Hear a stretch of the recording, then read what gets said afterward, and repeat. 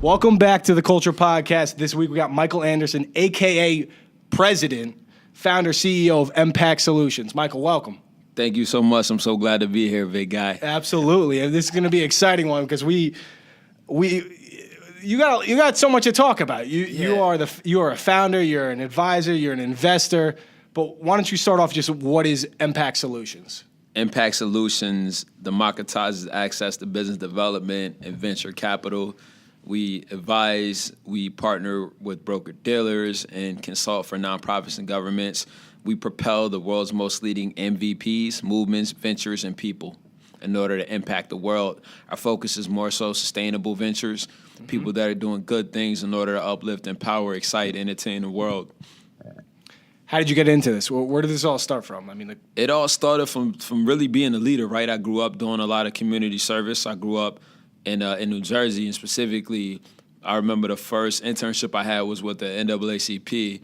And my mom, she was always an activist, and I knew that we had deep roots in terms of being pro-civil rights. However, it wasn't until I was 15 years old that I got an employment opportunity with the National Voter Fund and Voter Empowerment Program in Newark, New Jersey. That was before even Cory Booker getting elected. This was different Newark, old Newark, right? 15 years ago, city looked a lot different.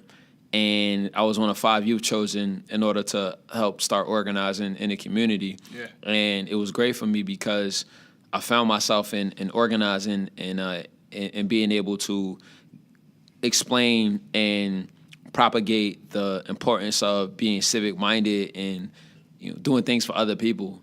And that work experience propelled me to just get a lot of confidence in myself that I needed because things wasn't always perfect in a home environment. With that being said, at the next summer, I ended up going to this program at the Wharton School of Business. And quite frankly, I wanted to go to Wharton because I like Philly. They had cheesesteaks. I heard Trump went there. I was like, he was rich, like different Trump at the time. But I was like, hey, I got to go there. It's an Ivy League school, so I went to a program there. It's tough to get into. Hustle to get into there. Yeah, they said it was the most competitive undergrad cohort in America. The program I went to. Shout out to the lead program. And then I ended up going to Harvard, right? And I studied government. And being an artist, someone that was always rapping, that was my passion. And frankly, what I'm good at, what I've been good at, and what God gave me a gift is to connect words and tell stories. I got to meet a lot of people in that environment, right? Because nobody at Harvard rapped before, right? That really wasn't on brand in terms of being, this is what I do, this is who I am, this doesn't change. And that being said, combining that hip hop fearlessness of, look, I'm myself, I'm unapologetic, and that community empowerment mindset, that just enabled me to connect with a lot of people for better or worse.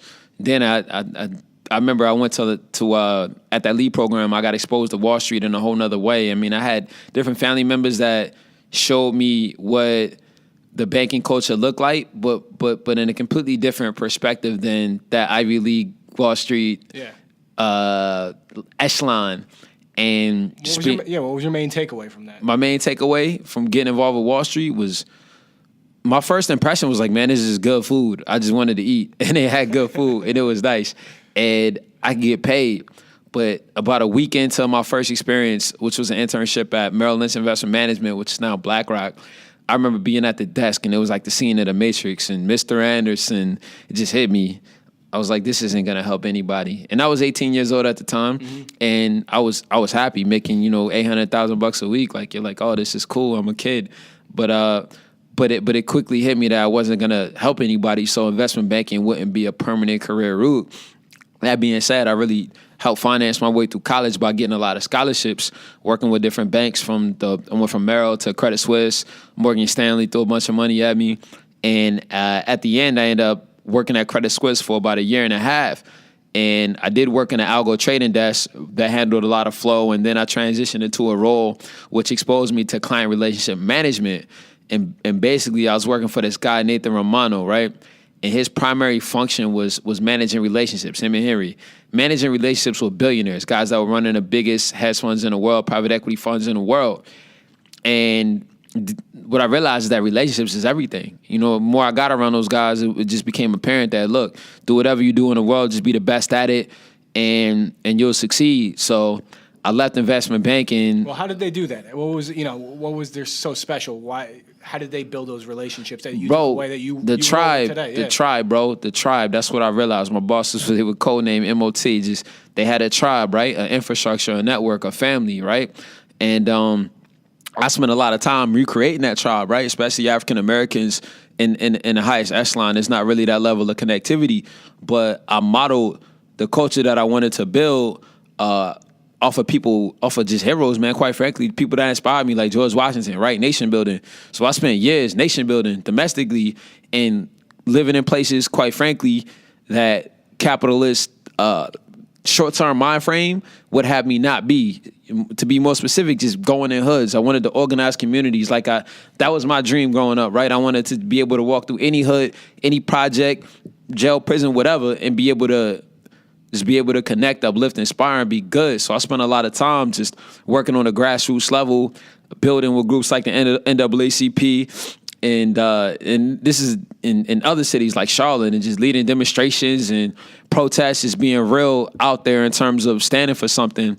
But, that being said, running around the country, making music, making movies, and making a name for myself in that world, I realized I just know a lot of people. I just know everybody, right? Connections, yeah. A lot of connections. You built your tribe. Yeah, built the tribe, man. Exactly. I built the tribe, and what ended up happening is I had so many experiences to where people would come to me and say, I got an idea. I'm like, all right, cool, what's your idea? Make a phone call 2 days later.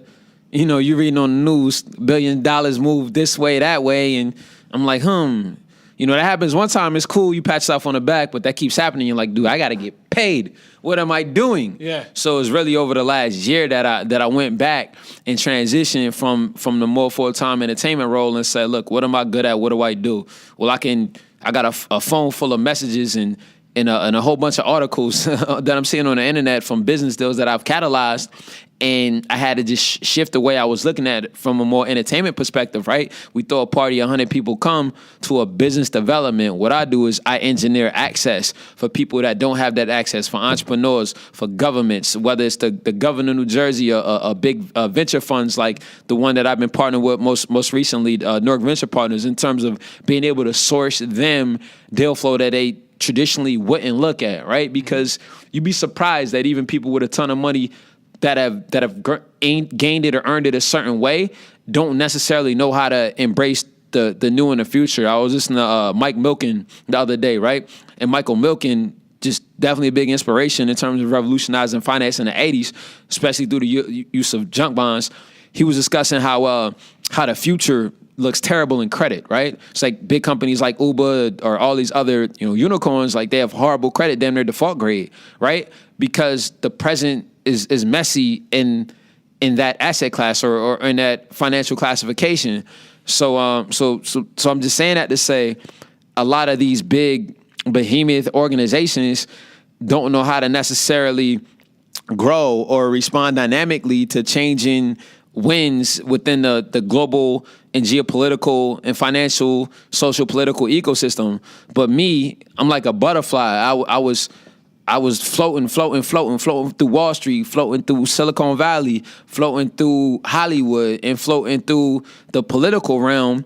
And then I remember going to a breakfast and hearing a CNN commentator speak about these 4 pillars of power. And then if you master those 4 pillars of power, then you separate yourself. And then being at a Amazon company's venture fund, right? Studying Bezos. Talk about those 4 pillars of power. Yeah, those are Washington, right? So look at Bezos, right? Like he started at D. Shaw, right? And the algo trading desk, a lot of those guys came from D. Shaw that I was originally on, right?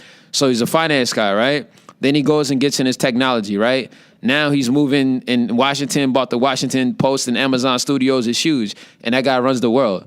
So the 4 pillars of power, I mean, I think he's a great model, even with President Trump, however you feel politics aside, right? Like in terms of engineering power and being a media personality and being in finance, right? And leveraging politics and putting it all together. So who knows, what he does and where that goes. But I just say that to say when you can appeal to how people think about themselves, right? The culture, the entertainment, the media, when you can appeal to the functionalities that optimize society, the technology that creates the fabric and architecture of this human framework, when you appeal to what people got in their pocket, which is the currency that enables people to participate and or not participate in an economic system, which is the money, and then what's the other one that we talking about? The politics, the rules, right? The society that we live in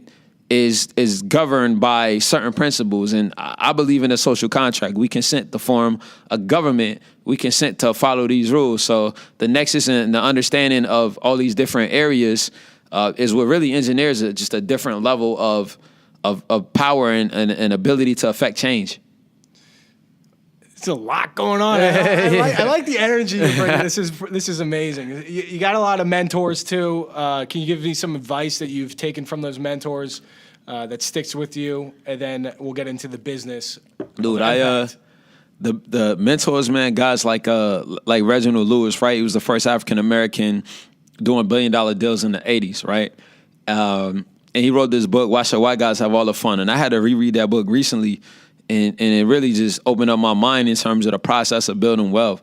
So guys like him, I mean, I'm inspired by Bezos, right? Although I never really met him, I have been building my fund out of one of his companies, venture fund that they have over here in Newark, and just studying and learning more and more about him, just being remotely around it, just the way that he thinks, like that openness. What else stood out for Bezos? Bezos, man, just the fact that he's like, I wake up in the morning, I putter, I have my coffee, I take my kids to school. Like that's what I want out of life, man. More than anything, absolutely. A family. You know what I mean? An ability to, I know you know, right? Yeah, like the ability to bless the family, no matter what, and to focus on your values and create opportunity and connectivity for generations. So more mentors of mine, bro. I follow Jesus, man. So I'm like, I remember when I first left Wall Street and when I first moved out of Atlanta and I dropped my first album, went around the world. That's when I really started going to church, read the Bible front to back, and really just understood what it means to love. And I think that's something that gets lost in the business world. But at the end of the day, I can remember working at Morgan Stanley as an intern and hearing just advice from different traders that, look, you got to follow your passion. You got to do what you love. It's the only way you're going to be successful. A guy by the name of John Shane, he ran his sales desk. He kind of put that message out there to him. Rest in peace. Actually, where are they from? New Canaan. New Canaan, New Canaan, something shout like out that. To Connecticut. There? Shout out to Connecticut, man. And Matt DiPasquale. Yeah, shout out to Matt DiPasquale, man. That's another. Harvard is so inspiring, man, because there's so many different people that you connect with, right? Like I didn't even know that they were part of Venmo until the other day. I'm like, so randomly beautiful because I'm starting a financial technology company and we really pivoted into being a fintech platform, but there's so many instances within my classmates of people that I've seen that have just done remarkably well and built innovations that propel humanity. It's amazing you got this in network, and I think you got also this personality, this big personality that's very authentic, and you definitely attract everybody who's around you. I mean, we were at this, it was the South by Southwest New York thing, and I mean, you were just making friends with everybody, and you're utilizing that network, you're building from that. You were wearing this culture jacket too, which made me get to you. But let's talk about impact. I mean, you're investing, you're advising, you're founding all these different companies. How did was the inception of the business? How did it all start? Yeah, man. So specifically with this business, I mean, like a lot of great things, it's born out of tragedy, man. Like entertainment was focusing on that has been great, but I knew I was going to create an album called Millions in My 20s, and I knew I wanted to utilize my platform and the hip hop and the art and the network, not to just say, look, I did this and I'm better than you, or you can't. Mm-hmm. I wanted to be able to create a vehicle from which I could share the best of me and the best parts of my life and the best parts of the access and the best part of that network with like-minded people, regardless of where they're from. And it took me a minute to, get the confidence and know that I could create a fund, but it also took seeing friends in my circle create multi-billion-dollar enterprises, people that I formerly mentored and mentor and advise, Right. you know, create these innovations that you're seeing billions attached to them young. And I'm like, dude, I need to really corporatize, standardize, and securitize the way in which I connect with people, right? Because again, when I was doing it, just these loose affiliations out of the goodness of my heart, I wasn't necessarily being true to my business acumen. And I created an MPAC in March, man. And when I get to the tragedy, it's just been there's a lot of pain and struggle in a artist's life, and even how I grew up. And I remember my sister died a couple months ago in around March, and after a funeral, man, I remember crying myself to sleep, waking up like I'm about to make a play. So I hit the lawyer, started the company, and it has been a run ever since. It's beautiful, just organic and natural. Right. And MPAC is really focused ABCDE, man, advising. We do partner with the broker dealers, the consulting, and the entertainment, but it's really business development, because a lot of times entrepreneurs, especially, you think you need money. Everybody's all need money, I want to raise capital. Half the time, like, that's not what you need. You need business development. You need a plug. You need someone to believe in you. You need a team that's going to support your ideas.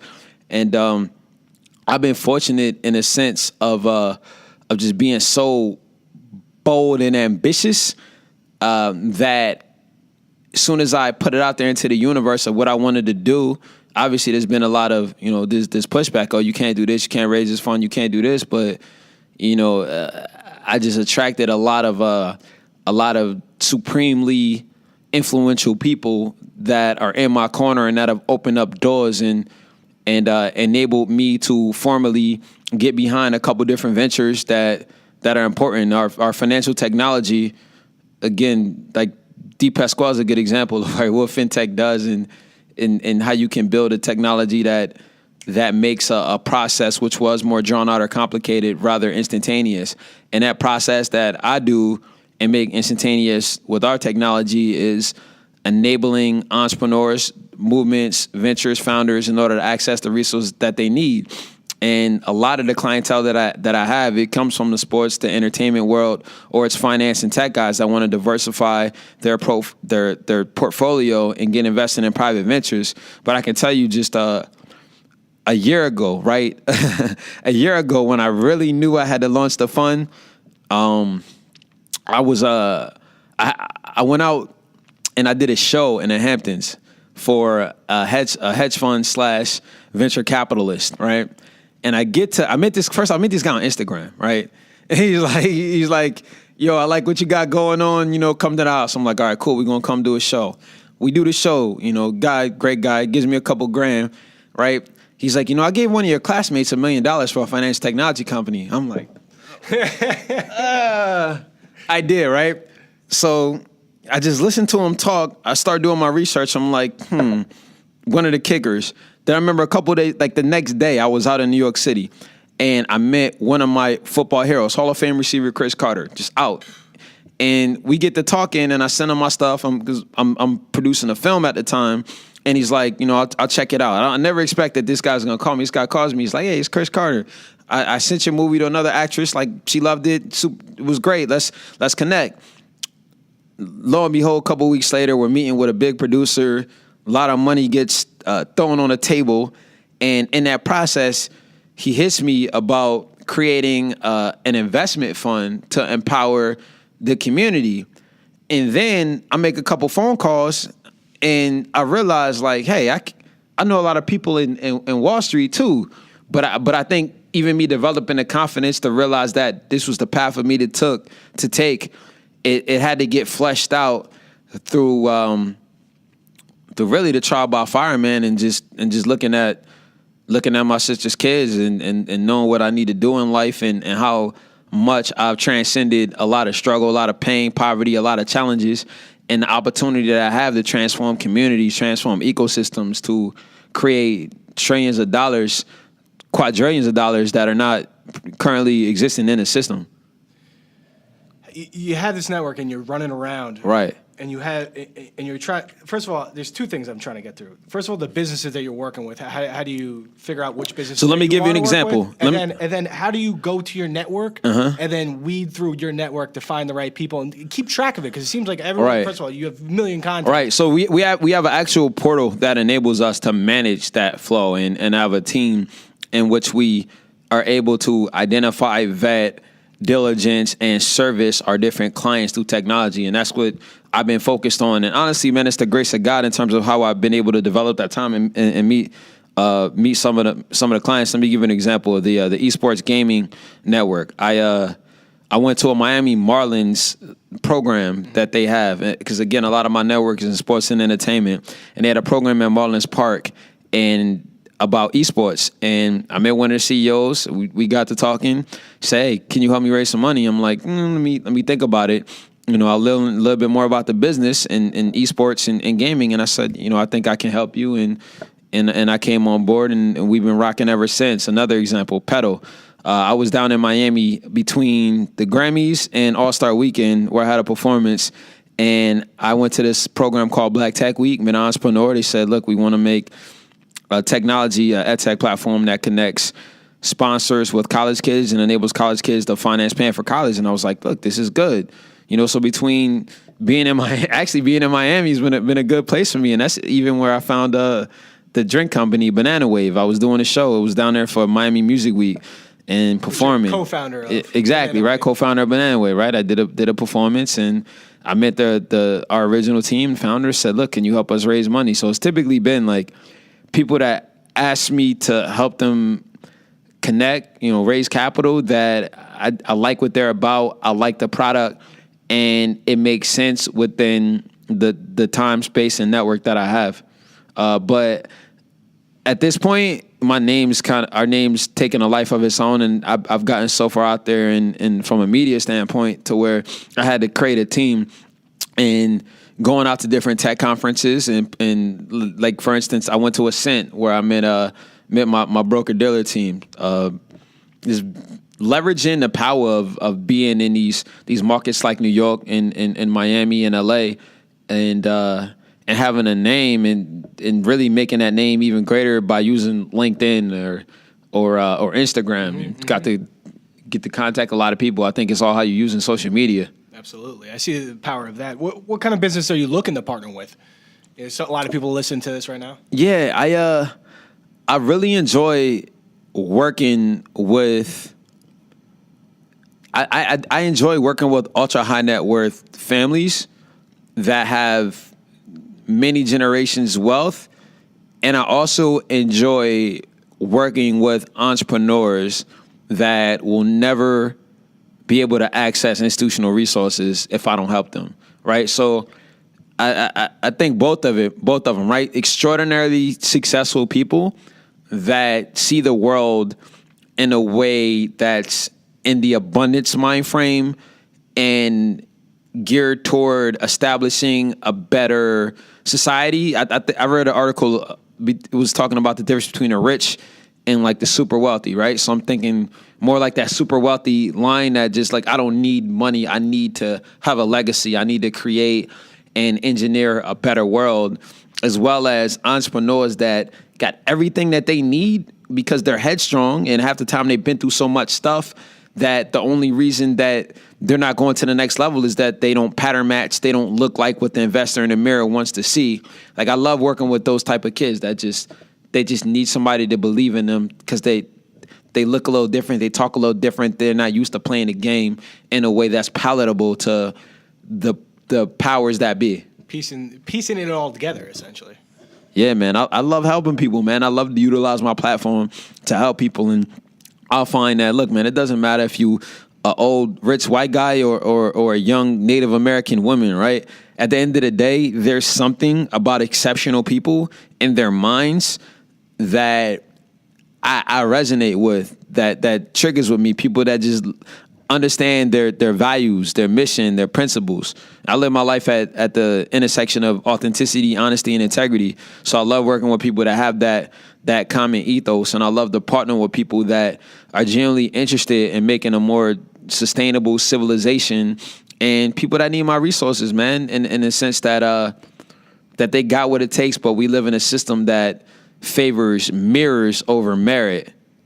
Let's talk about that. You talked about the ethos. I mean, that kind of touches on culture. What is the culture you're creating and impacting, or, you know? Yeah, the culture that we're creating. Evolving. The culture that we're creating is sustainable from investment methodology. That's called ESG, right? Mm-hmm. But sustainable investing, which also includes democratized access for diverse founders and entrepreneurs and investors. So the new culture is, especially within venture capital, is really of innovation, right? I was listening to this guy Chris Duvos. He was talking about Jeremy Grantham, I think was his name. He was saying 90% of VC investors are making decisions based off managing their own personal career risk. So if you're making decisions based off your own personal career risk, then you're actually disincentivizing innovation because you're trying to keep your kids in private school. You're not focused on that next dynamic technology that's really going to disrupt the world.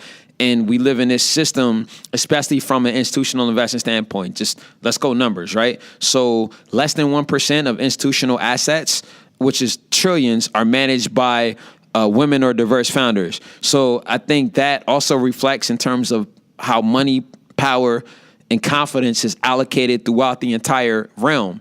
And this new culture is one in which meritocracy has more of a place than meritocracy, right? Where if you're smart, you got good ideas, you working hard, you got something that people need, you got a fair chance at winning.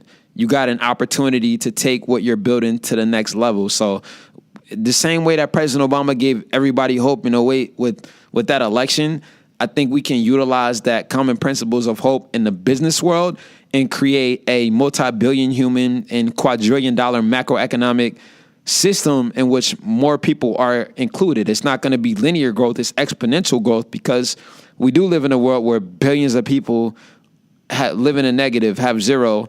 A couple people got a whole bunch, and in a way that institutional capital is allocated, it's reinforcing that theme and really creating a completely unsustainable system.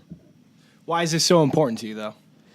Because I know what it's like to be poor, to be homeless, to be hungry, to get harassed by police or put in facilities because the way in which I look, the way in which I talk, not because of doing anything wrong, to see my family fall victim to the AIDS virus, mass incarceration, to lose parents, to lose family members young, to look in the mirror and not be able to love myself at no fault, but just because a certain ethos was supplanted in the way in which those four pillars of powers dictate how my human experience is. And I don't believe that we should be victims of arbitrary rules or systems. I believe in opportunity and equality of opportunity. And I know what it's like to struggle, and I also know what it's like to exceed at the highest levels in the world and be demarcated or be told that you've done this better than any other human being in the world. And I know what enables me to get there is a lot. It's the grace of God and just choices. And if we can create a system or engineer a world in which people are rewarded for their choices, and it doesn't always lead to a certain subset of society, especially people that look like me, being trapped, then everybody's going to win. And I also know that, look, half my day I'm with super wealthy people. The other half of the time, especially when I'm in my charity work or my nonprofit work, whether it's what we're building with Gyms of Melanin or the New York Yoga Movement or what I did with Global Black Student Orientation or the NAACP, I see both sides of it, right? Because I got rich old white Republican friends, right? And then I got poor black cousins locked up, Mm-hmm.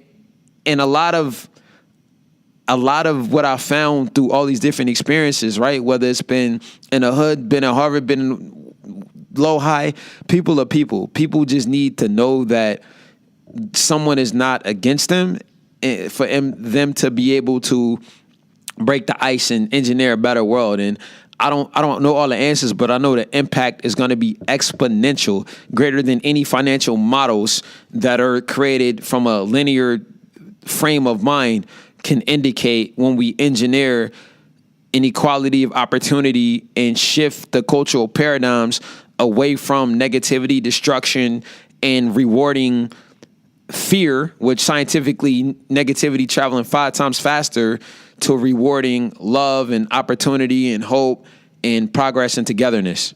Amen. Man, do you breathe? How do you? You're a master communicator. It's unbelievable. I love it. Let's talk about pro tips, though. Right. You got a lot of entrepreneurs listening. You got a lot of people in their daily job that want to maybe do better in whatever they're doing. Right. I mean, how can people succeed? Fearlessness. Talk about it. Fearlessness. Keep it going. Like, if God gives you a vision that says you're going to be the wealthiest, most influential person in the world, 99% of indicators, no matter who you are probably going to tell you that that's not going to happen. But somebody's going to do that.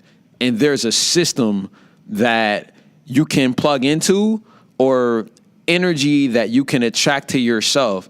So the biggest pro tips I found have been fearlessness and just accepting your vision, your lot in life, that divine highest calling. And what that means from a business and professional context, I think you got to be unafraid to hear no and to get rejected and to lose. But remember that losing and failure is only temporary. So the biggest pro tip I would give is just persevere, man. Perseverance is everything, no matter who you are and where you are. Get back up and dust yourself off and keep going. Just don't quit. I mean, you only lose when you quit. And I'm very fortunate to just have, at this point in my life, be able to access pretty much anybody I need to access, for better or for worse. And I just realized, like, man, everybody's a human being, whether it's the most powerful person in the world or the most powerless person that's homeless on the street that we're disincentivized to even see as a human being. And being unafraid to challenge whatever systems are in place, because look, history's made every day. I think that's something that we get lost, right? We get told in school this happened a couple hundred years ago. Half of it's lies anyway, but we get told what happened, and we don't necessarily get the time to reflect and go internal. So I would say another tip is going internal, right? Meditating, right? Some of the greatest hedge fund investors, guys like Dan Loeb, right? That's what they're talking about, transcendental meditation, right? That's what Jesus is talking about. A lot of artists, people that have reimagined and destroyed the paradigms of division and created a whole new world of access and oneness, have had to take the 20 minutes a day, every day, to go internal and live within their truest existence and let that manifest outwardly. So, I mean, I'll just preach go internal. Go internal, pray to God, and work harder than ever before. And surrounding yourself with other extraordinary people, man. I deal with the all love intended, but I deal with the cycles with the dollar sign in the middle, in the sense of, look, man, if you listen to Gates or Evan Spiegel, they're like, yo, when in my 20s, I was a psycho. I was a maniac. And I get that completely, right? Because that's not in the rule book. It's not normal. Like, it's okay to not be normal, but I don't want to be normal. I want to surround myself with the people that's breaking every record, that's too rich for the Forbes list almost. You know what I mean? Like that, like, just like you can't even calibrate them of what they're doing. It's not in the playbook. It's not in the rule book. It's not on the charts. And that's okay. And it's disincentivized in a society that we live in, where it's fit in and do what everybody else is doing. But I just say, just surround yourself by what you want to be. Look, somebody gonna get to the top of whatever it is. Somebody gonna live your dream. You might as well live it.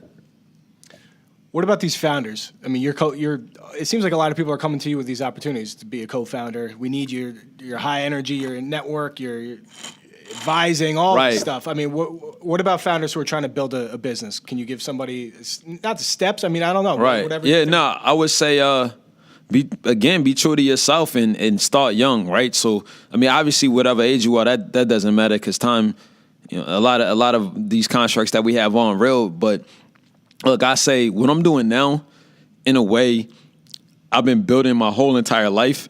And some of the best advice that I've been given is from a major VC. Told me, look, man, it takes 10 years. So you're lying to yourself a lot of the times, if you think that it's going to be an overnight process, but being able to be comfortable with spending that 10,000 hours, that decade, in a perfecting in your craft and developing as a human being is necessary. So I would just encourage founders to develop as a human being. Just, it's okay to be a weirdo in a sense of your grind, because that's just me. I'm not like, she makes me be a human being. Other than that, I just work. I don't need a bed. Just lock me in a room. 100,000 hours. Like, when I live in the streets, I go get it. I'm in this meeting to the next meeting. I don't want to do anything else but work. I'm obsessed with it, and I think it's okay. It's okay to be obsessed with your purpose. You know. Absolutely. You are a superhuman, it seems like. I mean, from the outside look, what's the future for president look like right now? The future is creating access and opportunity for more and more people. The future is creating the first public startup fund, which gives retail access to everyday people to be invested in early stage investing, and shifting the culture of venture capital to rewarding innovation, to creating wealth for a wider swath of people from a founder level, from an investor level. The future is this 25 trillion known dollars that are shifting to ESG investing over 10 years is just exponentially increasing that, right? To where we live in a world where people don't necessarily correlate doing good with a longer, more arduous process. So we want to utilize our financial technology platform, our network, our connectivity in the family office space, investment banks, private equity, broker dealers, et cetera. And so investing and advising in a sustainable and diverse entrepreneurs and founders that are innovating good things for humankind and for the cosmos. So, Lord willing, the next couple of years, it looks like that multi-billion human, quadrillion-dollar impact, right? The way I see it was millions in my 20s, for billions in my 30s, trillions in my 40s, quadrillions in my 50s. I love it. Let's go in here. We'll do a little rapid fire. Okay, right? Let's get it. We'll do a little rapid fire. You're good at this, man. I feel like I'm on ESPN or something. Yeah, baby. Woo! All right, let's go. Rapid fire. It's cultural combo. I want to talk about things that have inspired you, that you think are the top things that you could help, or recommend other people. How about documentaries, movies, or anything like that maybe you look back on? It doesn't have to be inspirational. Right. But you are an inspirational person, and I think that you could throw out some good documentaries, movies. Hip Hop Lives, American Thug Icon. That's the greatest story never told. I say that because Tupac was my favorite rapper growing up, right? The movie that came out last year, All Eyes on Me, his biopic, that was one of the biggest hip-hop movies ever. And we actually produced a documentary that featured a lot of the making of that movie and told the story of part of the members of the groups, the Outlaws, man. Rest in peace, Fatal.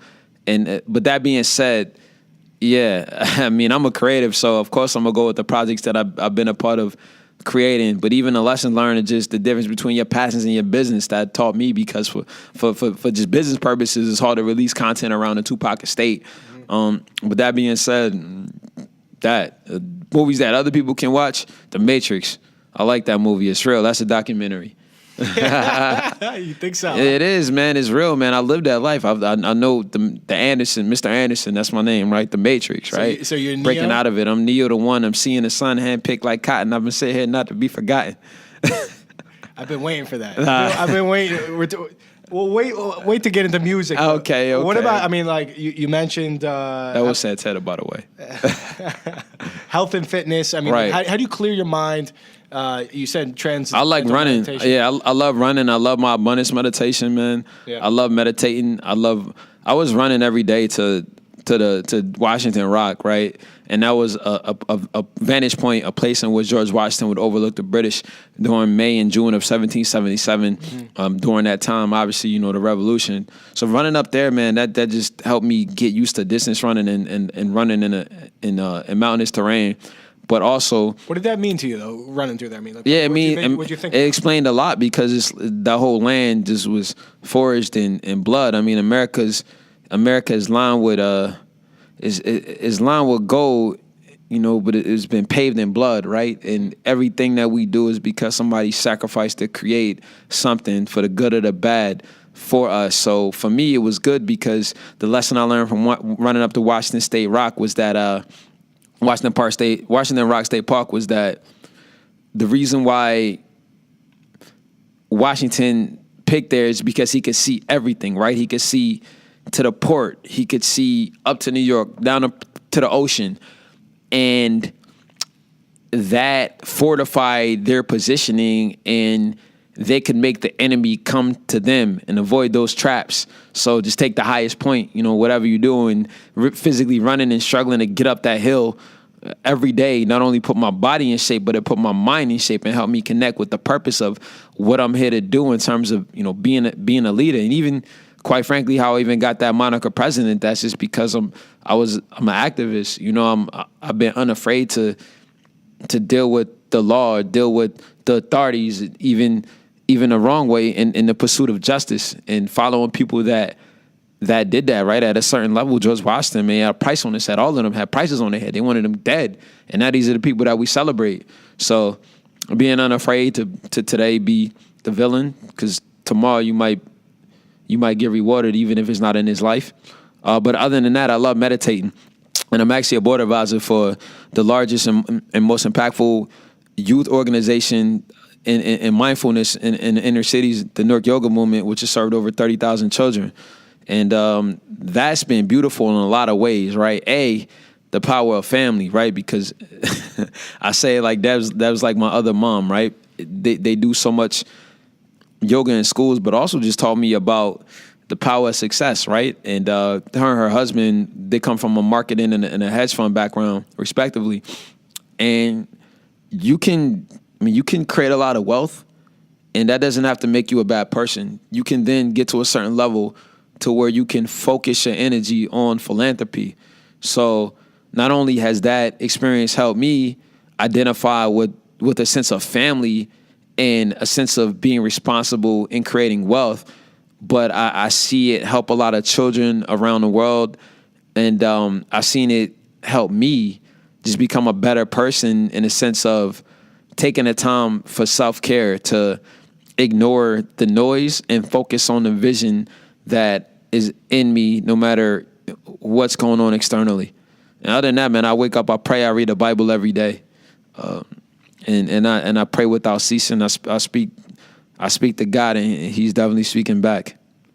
Seems like it's working. Yeah, man, God is good, man.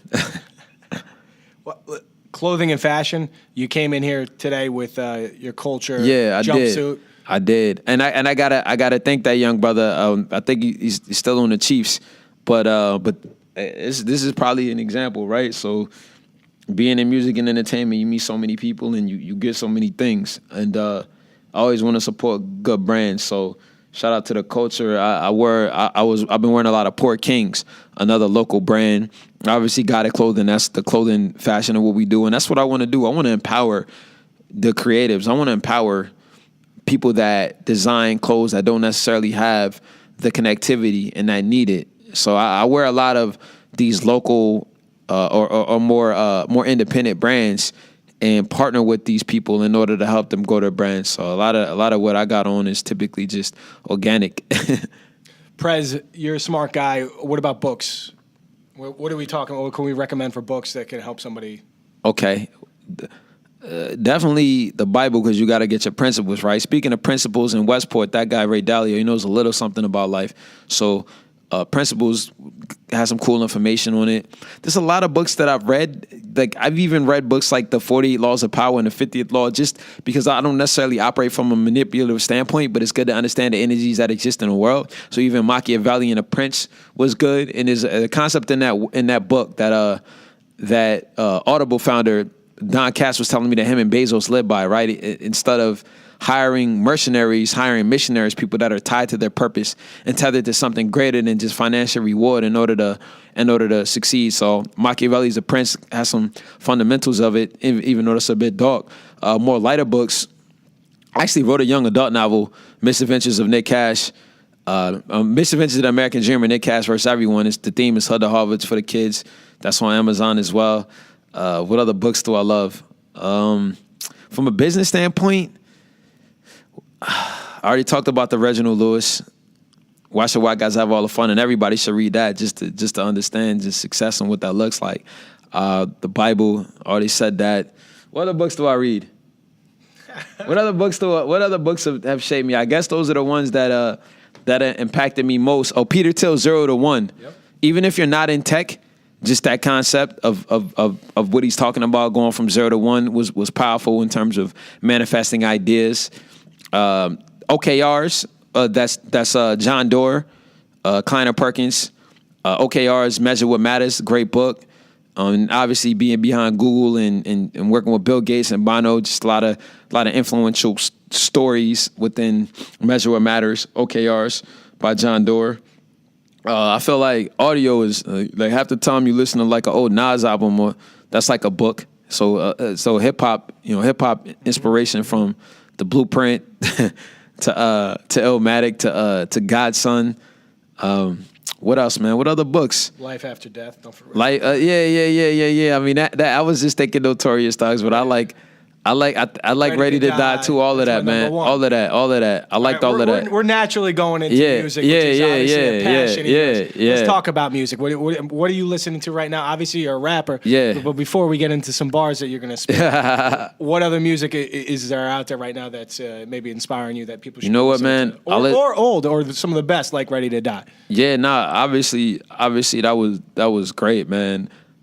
I'm in such a mode where if I'm frank, brother, like I've been so deep in this music industry that I realized that a lot of the hip hop that got put out there was to disincentivize innovation within our community and really monetized exploiting certain narratives, especially like the ghetto narrative.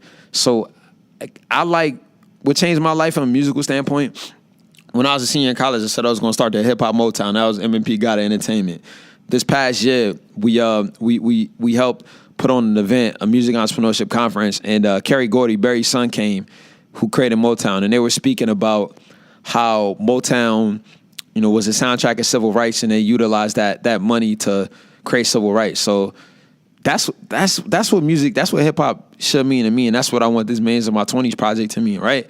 We utilizing this, we're in venture capital firms, private equity firms, family offices, like playing hip hop music. We in the community playing hip hop music and actually helping people get millions, billions of dollars in real life, and not just like I got ice, I got whatever. So this paradigm of what we're doing with this Millions of My 20s, I'm obsessed with actualizing that for economic, spiritual, political empowerment and freedom. And I think the biggest paradigms is somewhere between Jay-Z's Blueprint, that personal mantra of how he got what he got, and she has me listening to the album he did with Beyonce. Like, I love that, right? Because that's like families, that's black families. We don't really see that narrative propagated in hip hop, and a lot of us never know that, and a lot of our communities don't put that out there. So I like what that stands for, but I think Jay's Blueprint from a business standpoint helped me a lot. And Reginald Lewis, I mean, TD Jakes is a rapper to me. Like, I listen to him. I listen to people that is empowering me in my spirit, that's going to then give me the courage and fortitude that I need to exist in a world which incentivizes short-term metrics and short-term behaviors, which, again, scientifically, negativity traveling 5 times faster often yields a framework mentally in which we think we gotta latchy still exploit instead of going upward and inward. So I listen to a lot of church stuff, man. Like, I listen to Joel Osteen, bro. I listen to John Gray. I listen to a lot of pastors. I listen to a lot of meditation videos, affirmations.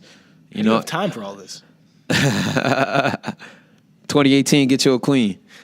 She helped me a lot. But nah, man. I got good people with me, and I got a team, man.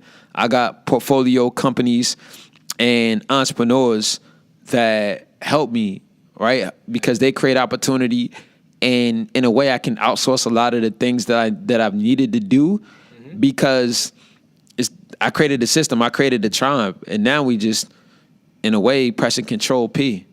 Control V. Is that which one is copy? Paste. What's Control V? Yeah, I had it right the first time, right? Yeah. So it took me a long time to build that. Now we just Control V. Let's talk about your album. Your album's coming out soon.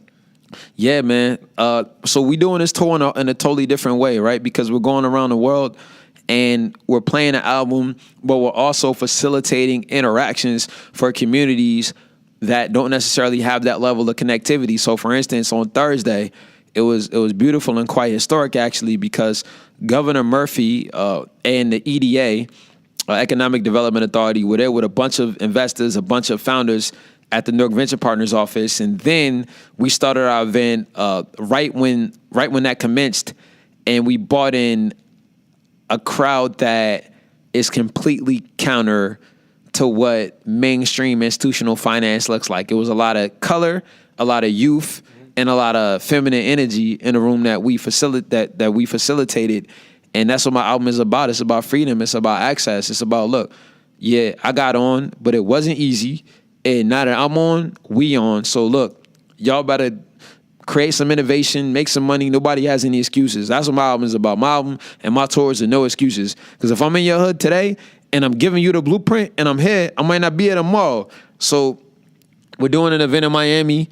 We're going to continue going to the different cities, different places where they might not know what venture capital or private equity is. Mm-hmm. But when we leave, they're going to have a different understanding about how they can empower themselves, their families, and their communities and create generational wealth and access and ultimately engineer a more equitable and sustainable society.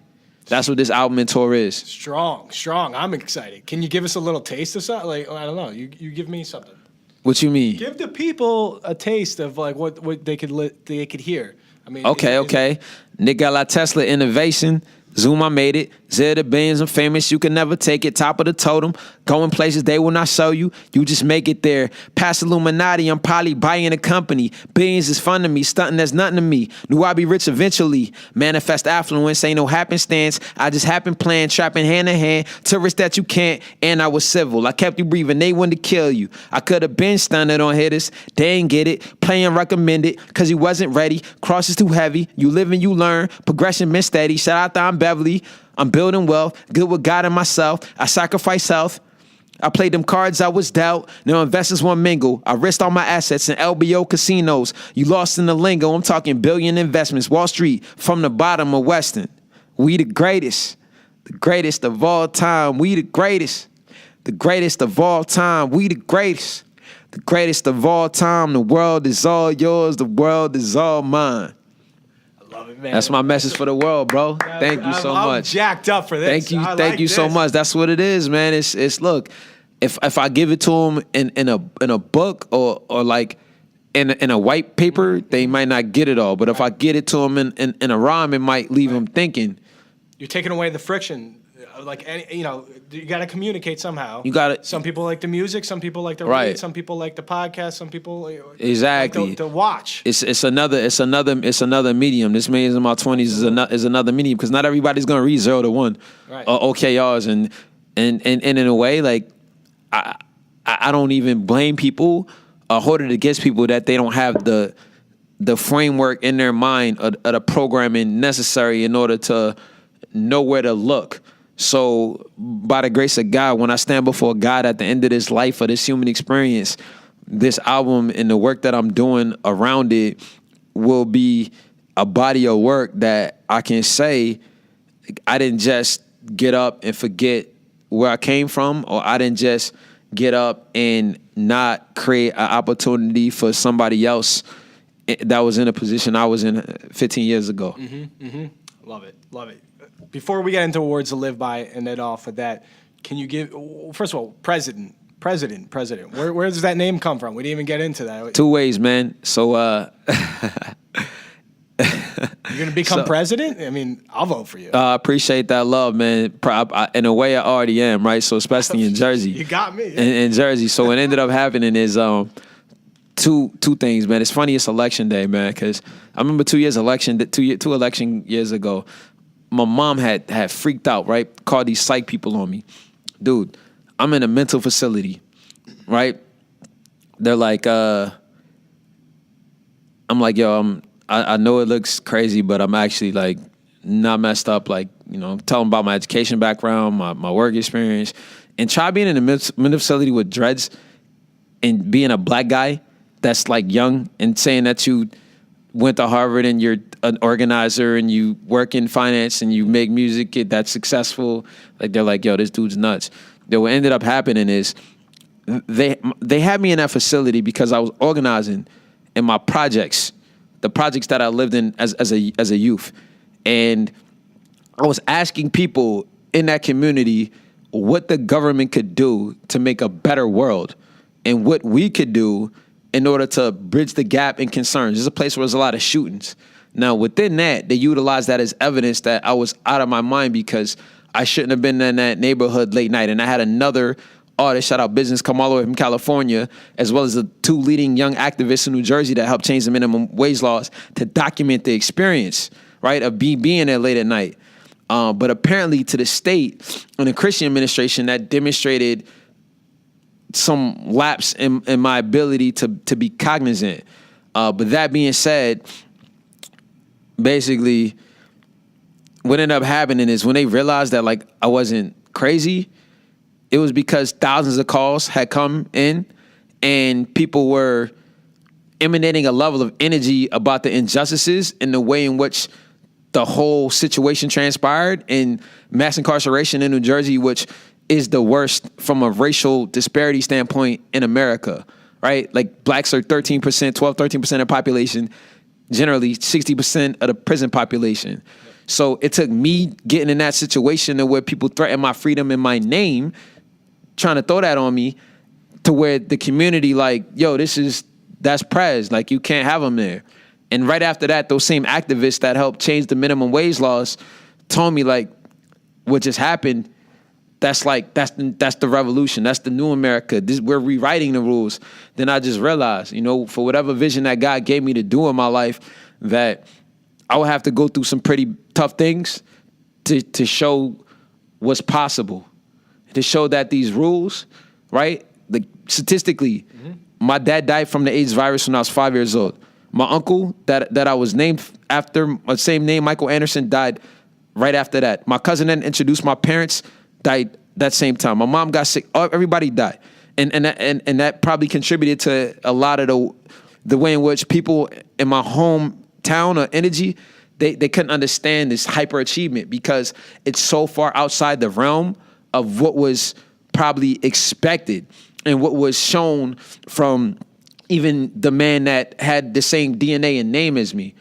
And I just put in so much work, helped so many people through the years, that all the BS laws and traps that was set for me, I transcended 30 levels times X. Yeah. And it just became like, dude, you gotta be the president because they're gonna change these rules for me. Then after that experience, I ended up joining and becoming on a young professionals board of the National Alliance of Mental Illness. We recently just raised upwards of $20,000 to expand that family to family program in the city. So I'm saying, like, on my worst day, man, I'm gonna end up changing the law. I'm gonna end up helping some people I don't know, and the reverberations will probably help people after my death. So, Prez, love it. Too real, right? Yeah, man, I love it. It's just like, how real can we get? It's so good. Let's go that real. I like it's better, right? I'm excited, man. Yeah. I'm excited. Let's end off with words to live by. Words to live by. Or favorite quote or saying. I mean, something that you can maybe empower people right now. My favorite words to live by. Man, God is good. God is truth. That's that Veritas, right? Veritas, that Harvard motto. Just truth is truth. Just truth. Be true. Truth. Love it. Truth. I'm excited to watch you grow and evolve this whole ride, man. Thanks for being I really appreciate what you doing, man. This is big, brother. Even how when I came in here, again, like, I probably don't look like who I am within the context of being in a commercial real estate office. And what you're doing and what this is this exposes hyperachievement, right? Because, again, my whole context of commercial real estate right now, I told you I was communicating with my guy that created the real estate private equity fintech platform, which is a multi-billion-dollar enterprise. Cadre. And yeah, exactly, right? So I'm looking, I'm like, I see that name, that Vornado name, one of those guys is on a border in that brain. So I'm so outside the realm of like being a black dude in sweatpants, but like, I don't know nothing else but to make billion-dollar enterprises at this point, that this is this is true disruption Yeah. and innovation. Yep. Because by the time everybody even figures out what just happened here, like they be like, what, huh? You know what I mean? Like, You're not even 2 steps, 3 steps, 5. You're like light years. Yeah, man. Because none of it's real. Matrix. And that's the truth. Oh man, you're the one. You're the one. I man. appreciate that love, my guy. All right, man. Thank you. That was fun.